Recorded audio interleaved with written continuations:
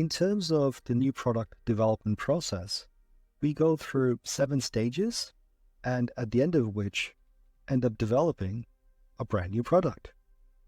Stage 1, new product strategy. This is a plan that links the new product development process with the objectives of the marketing department, the business unit, and the corporation. The idea is that which we're creating has a lot of thought, has purpose, and most of all, the support that's required to sustain it through all 7 stages. Let us use this cafe as an example. It is called the French Cafe and it has recently opened up in town. It specializes in French cakes and desserts.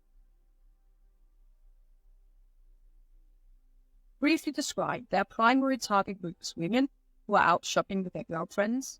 They value quality over price. They eat out often.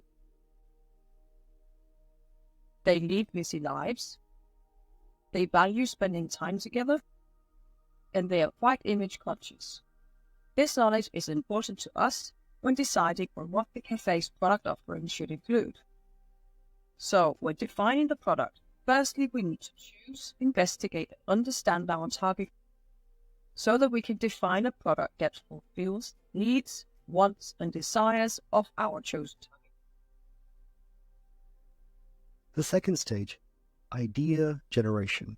Here we're looking at multiple sources of new product ideas. This could include customers, employees, distributors, competitors, R&D, which stands for research and development, consultants, as well as other experts. In reality, innovation or new product ideas can come from a lot of different sources. It really matters not from where it comes. What matters is that we're looking for it.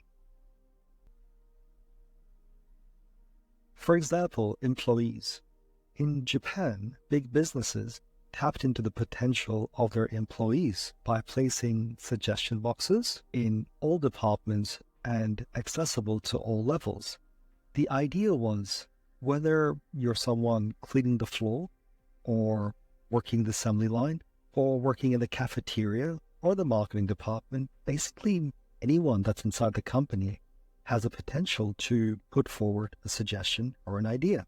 At the end of the month, all the suggestions are looked over, and any that has potential merit is looked into further by inviting the person who made the suggestion to come explain the concept, explain what problem it potentially solves, and how it can benefit the company. If the idea seems to have merit, the business will put it into practice, and if it ends up saving money for the business or making money for the business, profit as well as recognition gets shared. Stage 3, idea screening. This is the first filter in the product development process, which eliminates ideas that are inconsistent with the organization's new product strategy or are obviously inappropriate for some other reason. At this point, you basically want to kill the idea before you get too invested in it, and the way you do that is by screening the idea to make sure it actually aligns with what we as a business or as a company or as an organization are trying to do.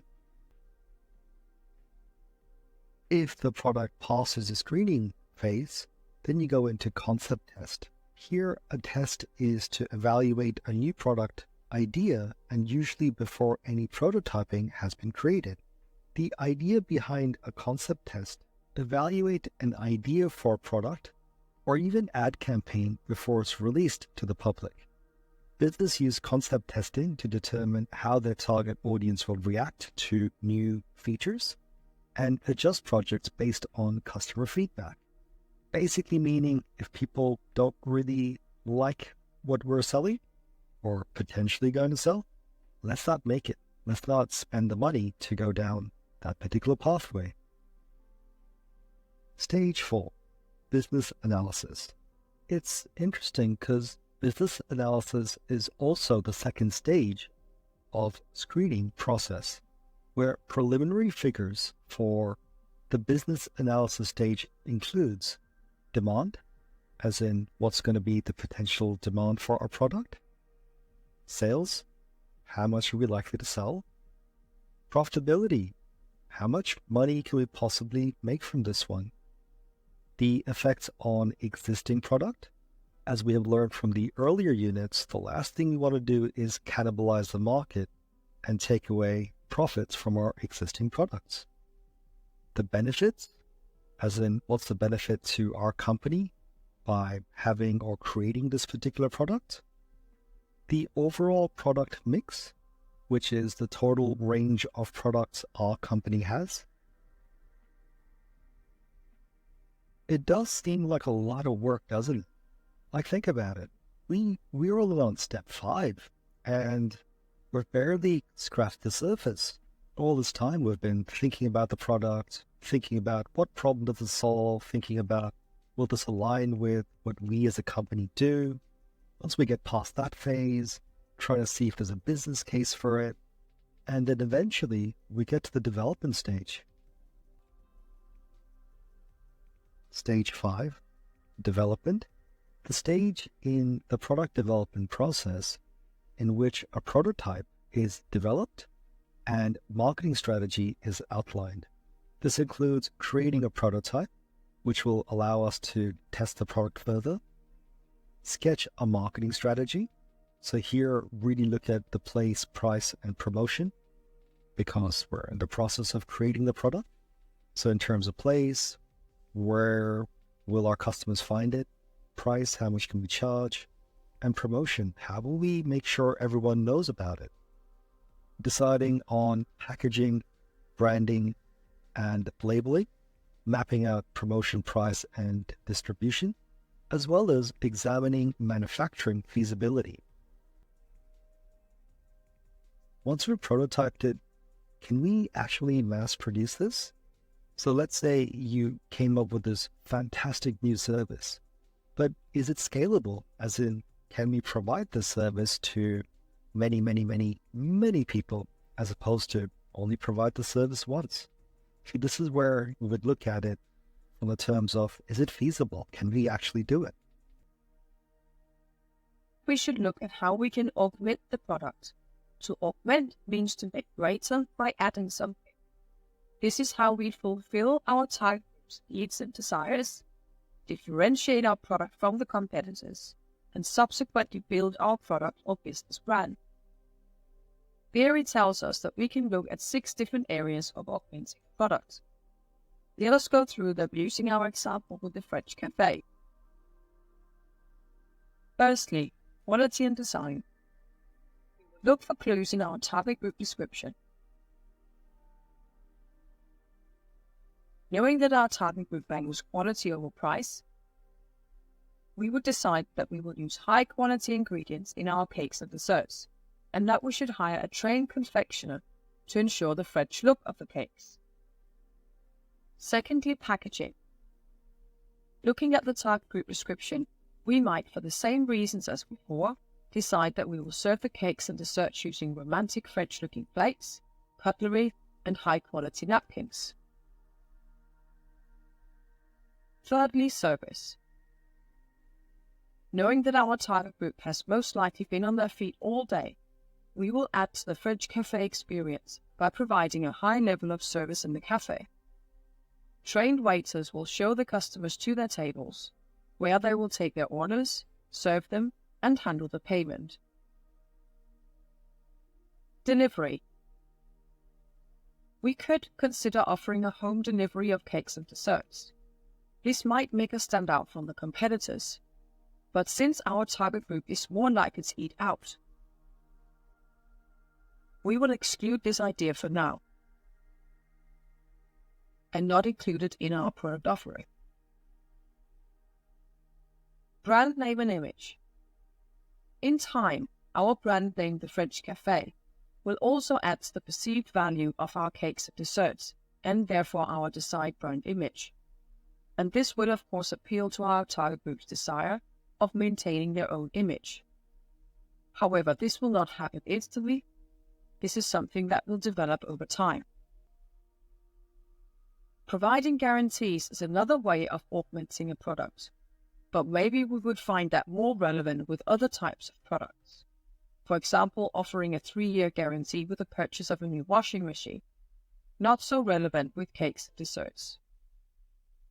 And there are no indications of the need for guarantees from our target group description. So we will not provide guarantees in our product offering.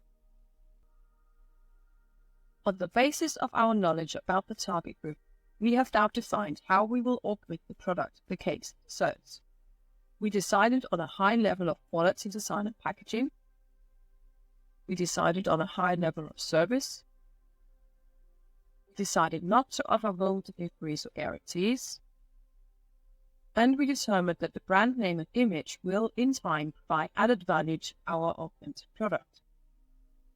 This way, we can give the owner of the French cafe specific details of how to meet the desired target group's needs and desires by defining exactly what to include in the product offering. Stage 6. Test marketing. The limited introduction of a product and a marketing program to determine the reaction of potential customers in a market situation. The idea is you've created your prototype and maybe it's gone through the different stages here for the development, and we got a critical decision to make. Do we really go all in? Before we do, we find a place to test our product in a slightly larger scale, but not like complete introduction or commercialization. So you go to a place like New Zealand, where if our product doesn't really work, as in our product fails, no one's ever going to know about it. At the same time, New Zealand as a country is quite stable, so you know that it's a really good place to validate whether our idea, concept, or product will actually work. So, for example, Microsoft had used Sway in New Zealand as a testing ground.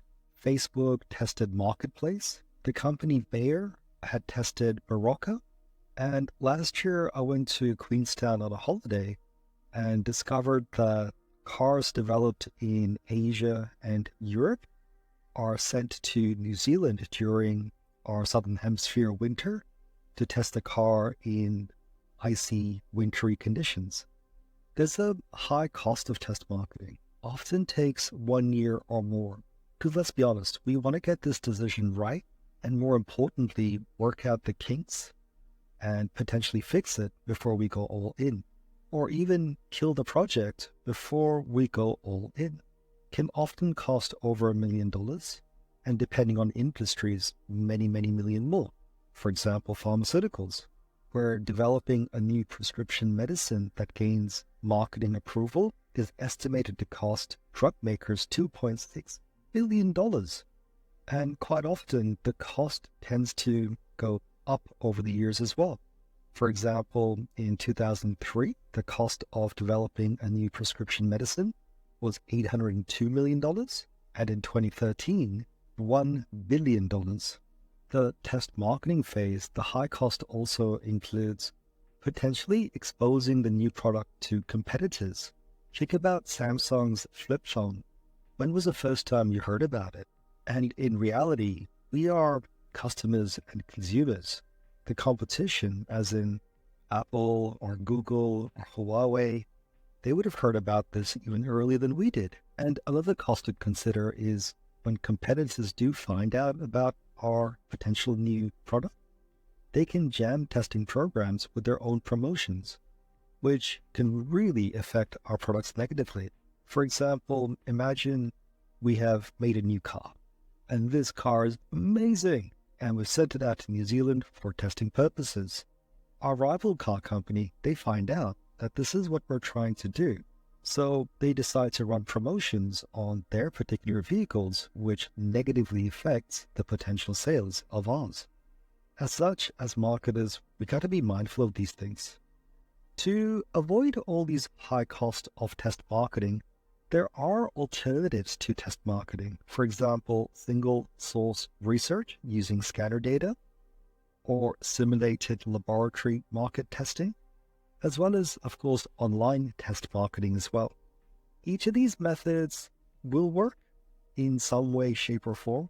However, the proof really is in the pudding, as in get it out to our potential customers and see how they react to it.